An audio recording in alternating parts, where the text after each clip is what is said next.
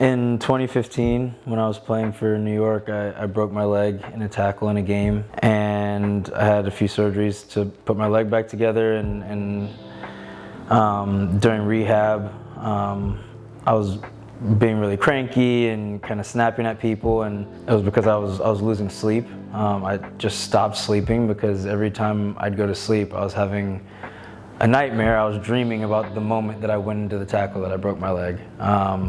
And so it was just bothering me, and I didn't enjoy it, of course, having that experience every time I went to sleep, so I stopped sleeping. And my coach at the time, Jesse Marsh, heard that I was being kind of bad with the staff, and so he asked me what was going on.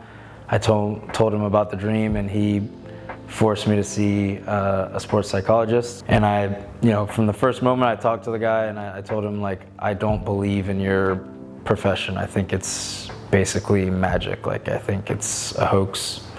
Like, I'm not weak-minded. I don't think you should go poking around in my brain because there's nothing to find. Like, I don't believe in what you do. And he just laughed it off and was like, yeah, no problem. But you're still required to talk to me.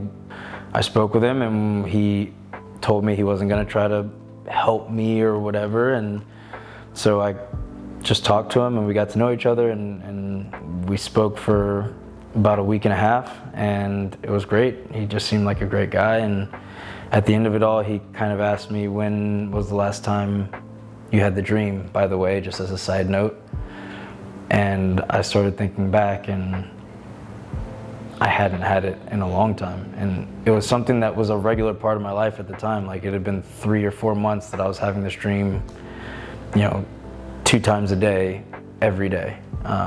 And all of a sudden it was just gone. He kind of talked me through what was going on in my brain, and that even though I was fighting against him, he was actually doing his work. I mean, now I would swear by sports psychology. I feel like everyone can benefit from seeing someone and talking things through, because there's a lot of things that go on in your brain that manifest in your body, and even if it's an idea that maybe you don't fully believe in, you have a nugget of an idea that maybe is in your subconscious that can impact your mind and body, even when you're working against it.